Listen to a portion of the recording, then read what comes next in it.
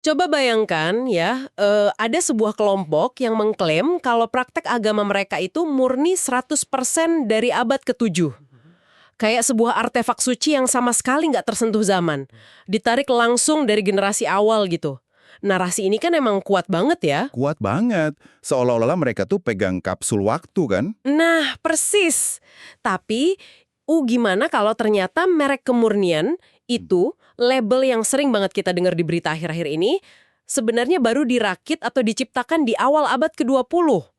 Dan yang lebih bikin merinding lagi, gimana kalau gagasan yang awalnya murni perdebatan akademis ini secara sengaja diubah jadi mesin propaganda negara? Kayak jadi alat geopolitik modern yang masif banget. Ini tuh emang bisa bikin cara pandang kita berubah total sih. Pas kita menggeser lensa kita, dari yang tadinya cuma melihat teologi, jadi melihat ini sebagai instrumen tata negara. Sejarah yang awalnya terasa hitam putih, tiba-tiba penuh dengan rekayasa politik. Ada negosiasi kekuasaan dan strategi pertahanan di situ. Dan iya, itulah inti dari penelusuran mendalam kita kali ini, khusus untuk Anda para pencari konteks yang selalu pengen tahu cara kerja dunia di belakang layar, kita bakal membongkar sebuah analisis yang luar biasa dari Andrew Hammond. Ya, artikelnya berjudul Producing Salafism, From Invented Tradition to State Agitprop. Betul, yang juga bagian dari buku Salman's Legacy. Dan perlu dicatat ya, kita di sini nggak akan berdebat soal agama, sama sekali nggak. Kita murni mau membedah gimana sebuah istilah itu lahir, bermutasi, dikooptasi oleh negara, sampai akhirnya diekspor melintasi batas budaya dan bahasa. Khususnya ke Turki. Hemat ini benar-benar melacak DNA dari istilah tersebut. Kalau kita mundur ke awal abad ke-20 ya, pas istilah salafisme ini mulai muncul di diskursus bahasa Arab modern, istilah ini tuh nggak merujuk pada satu kelompok tunggal yang udah eksis ribuan tahun. Bentar, jadi bukan kelompok kuno yang utuh gitu ya? Bukan sama sekali. Sebaliknya, ini tuh semacam proyek sintesis. Hammond menemukan kalau awal mula konsep ini sebenarnya mencoba menjahit 3 aliran pemikiran yang berbeda banget jadi satu kesatuan. Oke, mari kita urai benang kusut ini. Buat Anda yang lagi dengerin, bayangin deh, ada sebuah merek pakaian retro di mall. Mereka majang jaket kulit jadul dan klaim, wah ini desain otentik kaum pekerja tahun 1800-an. Padahal perusahaannya baru dibikin tahun 2010 dengan ngegabungin 3 tren mode yang lagi hype. Analogi yang pas banget. Begitulah Hammond menggambarkan asal-usul salafisme modern ini. Nah, siapa aja sih 3 tren yang digabungkan di awal abad ke-20 ini? Jadi, elemen pertamanya itu tulisan-tulisan Ibnu Taimiyah dari abad pertengahan, khususnya kritik kerasnya terhadap praktik-praktik populer saat itu, yang kemudian disaring lewat gerakan Wahabi di Jazirah Arab. Oke, itu yang pertama. Terus? Nah, elemen keduanya adalah tren metodologi yang disebut anti-taklid. Ini tuh gerakan penolakan terhadap otoritas 4 mazhab hukum Islam yang udah mapan berabad-abad. Mereka intinya pengen memotong jalur birokrasi ulama. Dan langsung menafsirkan teks-teks sumber gitu kan, kayak semacam demokratisasi penafsiran. Betul banget. Membuka akses langsung ke Al-Quran dan hadis tanpa harus lewat institusi perantara. Dan elemen ketiganya, yang mungkin paling paradoks, adalah modernisme revivalis. Wah, paradoks gimana tuh maksudnya? Karena tokoh-tokohnya ini seperti Jamal al-Din al-Afghani, Muhammad Abdul, dan Rashid Ridho. Mereka ini sebenarnya para pemikir yang sangat peduli sama kebangkitan umat Islam dalam menghadapi kolonialisme Barat. Oh, jadi konteksnya lebih ke perlawanan anti-kolonial ya? Iya, mereka pengen umat Islam itu memodernisasi pemikiran mereka, mengejar ketertinggalan sains dan politik. Tapi caranya adalah dengan kembali ke akar rasionalitas Islam awal. Disinilah letak kejutan sejarahnya sih menurut saya. Pas saya baca catatan Hammond, terungkap bahwa di masa itu, tak satu pun dari ketiga kelompok ini yang jalan keliling bawa bendera terus bilang, halo, kami orang Salafi. Sama sekali nggak ada. Malah, Rashid Ridho lah, lewat jurnalnya yang sangat berpengaruh yaitu Al-Manar, yang secara aktif mencoba merajut ketiga benang yang sebenarnya saling bertentangan ini. Jadi disatukan di bawah satu payung pergerakan ya? Iya, Ridho tuh pengen menciptakan front persatuan anti-kolonial yang puritan, sekaligus modern. Tapi lompatan terbesarnya justru kelihatan pas kita lihat gimana negara Arab Saudi di masa awal berdirinya merespon label-label ini. Ada satu momen krusial banget di tahun 1929. Ah iya, pidato Raja Abdul Aziz. Ini menarik banget sih. Di tahun 1929 itu, sang pendiri Arab Saudi modern ini berpidato dan secara eksplisit menolak negaranya disebut sebagai pembawa mazhab baru. Kayak beliau nggak mau disebut mazhab Wahabi. Betul, beliau menegaskan kalau mereka cuma mengikuti al-salaf al-saleh atau generasi pendahulu yang soleh. Tapi, dan ini garis bawahnya, beliau nyatain kalau mereka tetap menghormati 4 mazhab tradisional. Wah, jadi pernyataan tahun 1929 itu bukti keluasan identitas di awal ya? Sangat luas. Saat itu, Raja Abdullah Aziz kan nggak lagi nyoba mematenkan merek dagang ideologi global. Beliau tuh lagi konsolidasi politik internal.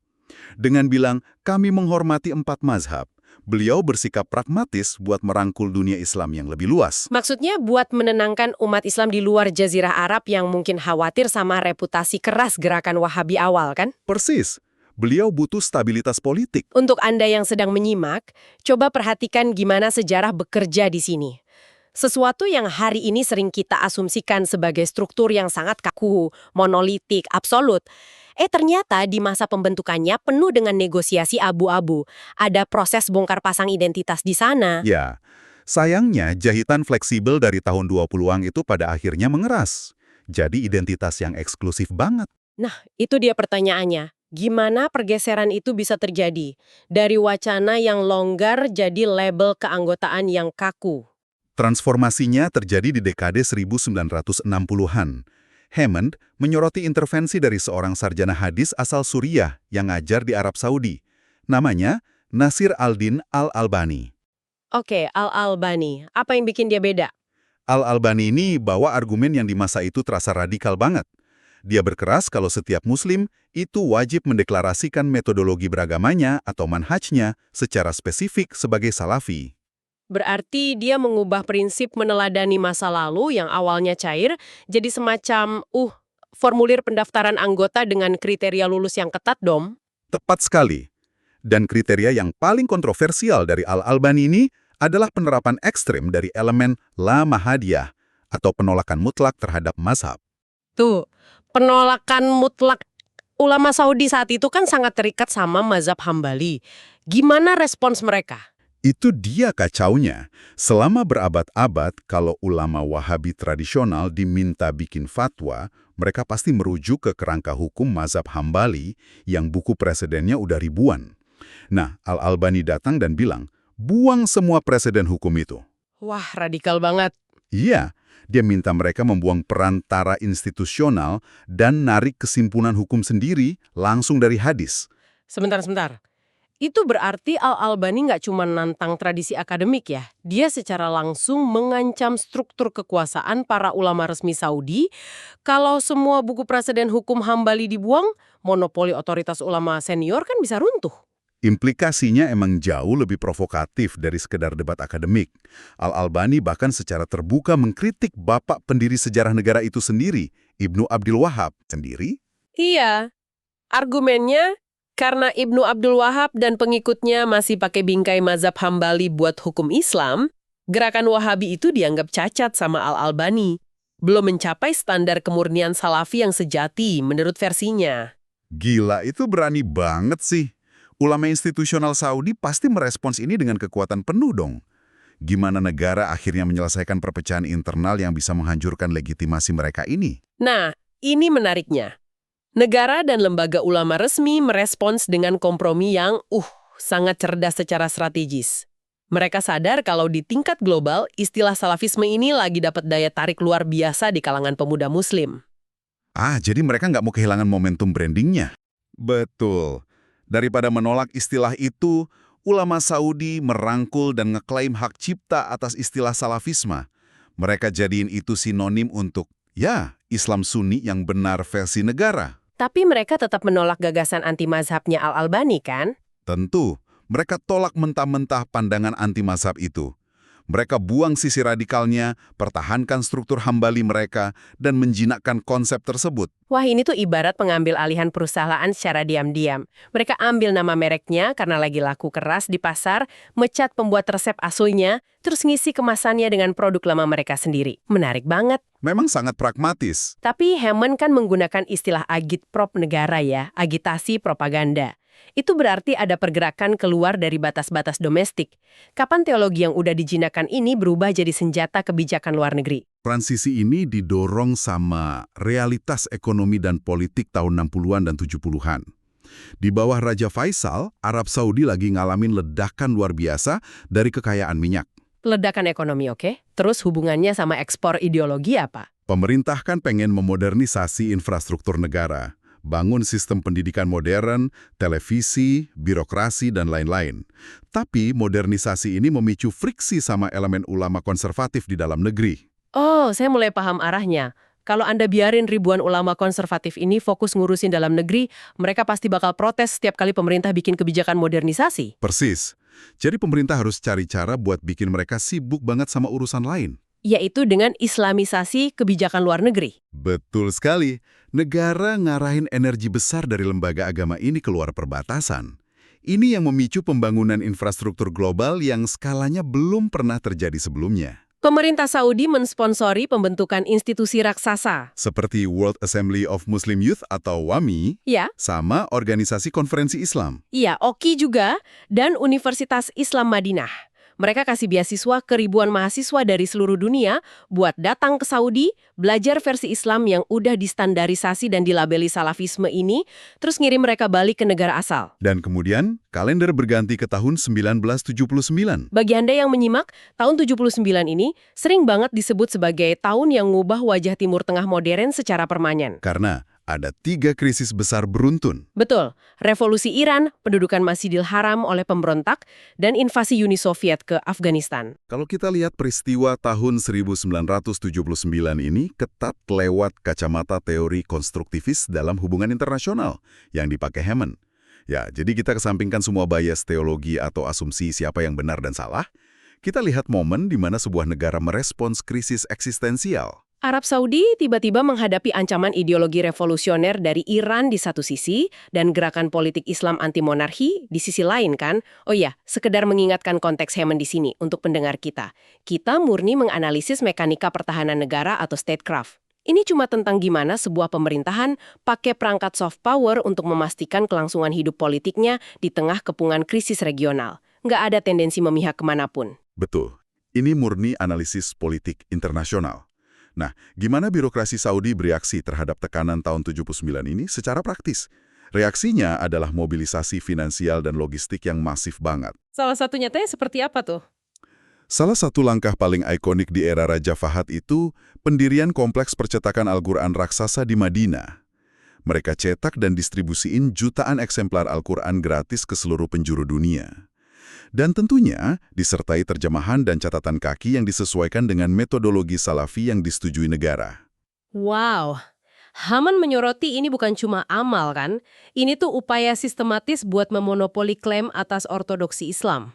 Sangat sistematis. Kalau Anda mengontrol teks bacaan harian umat Islam di Afrika, Asia Tenggara, sampai ke Eropa, Anda secara efektif mengontrol narasi utamanya. Luar biasa. Jadi ideologi ini diekspor nggak cuma lewat gagasan abstrak tapi lewat buku, beasiswa, dan infrastruktur global bernilai miliaran dolar. Dan ini membawa kita ke bagian favorit saya dari analisis Hammond. Uji ketahanan produk ekspor geopolitik ini. Kasus Turki. Ya, kalau Arab Saudi punya uang dan punya produk yang udah dikemas rapi, kemana mereka akan ekspor? Hammond milih studi kasus di Turki, dan ini aneh banget. Mencoba ekspor salafisme Wahabi ke Turki itu tuh, ibarat maksa jualan mesin espresso puluhan juta ke bangsa yang ratusan tahun identitas budayanya adalah minum teh tradisional. Pasarnya nyaris nggak ada. Analogi mesin espresso itu tepat banget, karena lanskap kultural dan politik di Turki saat itu benar-benar kebal sama produk ini. Kebal gimana? Karena sekularisme Ataturk. Iya. Turki pasca Ataturk punya militer dan aparatur negara sekuler yang agresif banget memberantas ekspresi politik agama. Itu dari sisi negara. Dari sisi kultural, masyarakat Turki mewarisi tradisi Islam Utsmani yang sangat diwarnai oleh praktik tasawuf atau sufi. Yang ditekankan pada ziarah makam wali dan penghormatan tradisi mistik kan? Betul. Sementara salafisme Wahabi kan sangat tekstual dan anti-mistik. Jadi secara logika, nggak punya pijakan sama sekali di sana. Nah, ini yang bikin saya penasaran. Kalau negara sekulernya siap memenjarakan Anda dan masyarakat akar rumput menganggap ajaran Anda sangat asing, gimana caranya ideologi ini bisa menembus urat nadi masyarakat Turki di tahun 1980-an? Jawaban Hemen berpusat pada strategi penerjemahan. Ada satu tokoh kunci, namanya Abdullah Yolcu.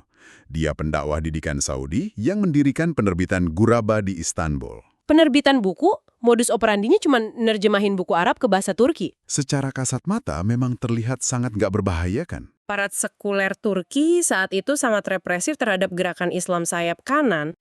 Nerbitin buku-buku beraliran kaku bukannya sama aja kayak ngajuin diri masuk daftar pantauan intelijen. Kecuali, mereka nemuin celah operasional yang luput dari radar militer. Disinilah kejeniusan taktisnya. Yolcu dan jaringannya mempraktekkan apa yang disebut salafisme quietis, atau salafisme yang diam secara politik. Diam secara politik, maksudnya mereka menghindari topik sensitif. Persis, pas nerjemahin karya-karya untuk audiens Turki, mereka dengan sengaja menghindari doktrin yang bisa memicu alarm keamanan negara. Mereka nggak bahas jihad bersenjata, dan mereka sama sekali nggak mempromosikan takfir politik. Takfir politik itu praktik mengafirkan pemerintah yang berkuasa ya? Wah, kompromi demi kelangsungan hidup nih. Selama mereka nggak nyuruh orang angkat senjata melawan pemerintah sekuler, negara bakal tutup mata. Betul, aparat keamanan Turki saat itu jauh lebih sibuk ngeberantas kelompok kiri radikal atau kelompok Islam politik. Jadi gerakan Yolcu ini dianggap cuma fokus di ranah moralitas individu dan akidah personal aja. Padahal di tengah kekosongan itu, proyek penerjemahan Yolcu bekerja kayak rayap di struktur bangunan ya. Ya, Hemen mengutip teori modern tentang penerjemahan. Terjemahan itu nggak pernah jadi medium yang netral atau lugu. Terjemahan adalah tindakan hegemoni. Di mana budaya sumber memaksakan otoritasnya atas budaya target. Masuk akal. Jadi dengan membanjiri pasar buku pakai terjemahan teks-teks spesifik ini, Yolcu secara efektif membypass seluruh tradisi ulama lokal Utsmani. Pembaca di Turki, terutama kaum urban baru yang mungkin udah terputus dari tradisi lama di desa mereka, tiba-tiba dapat buku instruksi beragama yang dikemas modern, tapi mengklaim otoritas dari abad ke-7. Apa aja sih isi buku instruksi yang disuntikan ini? Pasti berbenturan dengan budaya lokal kan? Sangat berbenturan, mereka masukin tema-tema yang asing buat kultur Utsmani, tapi jadi fondasi pandangan Wahabi. Misalnya, doktrin al-wala wal-bara, loyalitas, dan disavol, yang sering ditafsirkan sebagai larangan berteman akrab dengan non-muslim. Wah, lumayan keras ya. Terus, ada serangan frontal terhadap praktik agama lokal. Mereka nerjemahin teks yang menuduh kalau berdoa lewat perantara orang suci atau wali sufi itu kemusyrikan yang keluarin pelakunya dari Islam. Padahal itu tradisi yang udah mengakar ratusan tahun di Turki. Betul, bahkan hal keseharian kayak larangan mendengarkan musik juga masuk. Gagasan-gagasan ini perlahan dinormalisasi di ruang publik berbahasa Turki yang saat itu emang lagi nyari identitas di tengah himpitan sekularisme negara. Benar-benar eksperimen sosial yang brilian banget dari sudut pandang strategi. Sebuah invasi ideologis yang sukses meresap tanpa satu peluru pun ditembakkan. Cuma modal mesin cetak, dukungan dana dari jauh, dan ini yang penting. Kepekaan politik buat tahu batas mana dari penguasa yang nggak boleh dilewati. Dan kalau kita tarik benang merah dari seluruh paparan Hemon ini, polanya jadi jernih banget. Konsep salafisme ini ternyata punya tingkat elastisitas yang luar biasa. Kayak bunglon ideologis ya. Sangat. Di tangan Rashid Ridha awal 1900-an, ia jadi alat sintesis untuk kebangkitan intelektual. Di tangan Al-Albani tahun 60-an, ia jadi palu godam buat ngeruntuhin otoritas ulama tradisional. Di tangan Raja Faisal dan Fahad, diangkat jadi perisai pertahanan geopolitik Arab Saudi. Dan akhirnya di tangan penerjemah kayak Abdullah Yolcu, bertransformasi jadi proyek rekayasa sosial di tanah yang jauh. Keren banget analisis ini. Hemen berhasil menunjukkan kalau ideologi itu jarang banget muncul dari ruang hampa. Jadi mari kita simpulkan apa yang baru aja kita bongkar bareng-bareng. Kita udah nelusurin gimana sebuah ideologi yang hari ini sering kita anggap sebagai artefak statis, sebenarnya lahir dari persilangan ide di awal abad ke-20. Terus kita lihat gimana debat internal soal metodologi memaksa negara merombak struktur kekuasaannya sendiri. Kita juga nyaksiin sejarah gimana ancaman regional di tahun 79 mengubah dogma jadi mesin propaganda berskala industri. Dan puncaknya, kita lihat gimana buku-buku terjemahan mampu menyuntikkan cara pandang dunia yang benar-benar asing ke tengah masyarakat sekuler Turki lewat celah-celah quietist tadi. Buat Anda yang terus mendengarkan sampai titik ini, kenapa sih nelusurin sejarah akademis yang lumayan padat ini penting buat kehidupan sehari-hari? Karena kita hidup di era informasi yang sangat bising. Betul, setiap hari kita diberondong ratusan label ideologi dari layar ponsel kita. Label berita ini yang sering memicu debat panas di medsos, yang mendikte kebijakan selalu dikemas seolah-olah mereka itu kebenaran kuno yang absolut. Padahal ya, seperti yang artikel ini tunjukkan, mereka adalah produk rekayasa politik modern. Mengetahui bagaimana ideologi itu dirakit dan kenapa ia didanai, itu satu-satunya penawar supaya kita nggak ditelan mentah-mentah sama informasi hitam putih. Memahami mekanika sejarah kayak gini tuh ngasih kita kekebalan intelektual terhadap manipulasi. Dan cerita soal proyek terjemahan di Turki tadi, sebenarnya ninggalin satu analogi yang meresahkan, tapi relevan banget buat kondisi sekarang. Tepat banget. Mari kita pikirkan ini sejenak. Kalau sebuah gerakan yang cuma bersenjatakan buku terjemahan aja, mampu secara diam-diam menyisipkan cara hidup yang sama sekali asing ke dalam masyarakat dengan tradisi sejarah dan pertahanan sekuler sekuat Turki di era 80-an, Apalagi di zaman sekarang kan? persis, di era algoritma media sosial dan kampanye digital tanpa batas ini, coba renungkan. Gagasan atau ideologi terjemahan, apalagi yang saat ini sedang secara diam-diam menembus masuk dan merombak budaya lokal kita sendiri tanpa pernah kita sadari. Pertanyaan yang wajib kita tanyakan pada diri sendiri. Terima kasih sudah membongkar realitas di balik narasi bersama kami. Untuk Anda dimanapun Anda berada, tetap skeptis, teruslah pertanyakan konteks dari setiap informasi yang Anda konsumsi, dan sampai jumpa di penelusuran mendalam kita selanjutnya.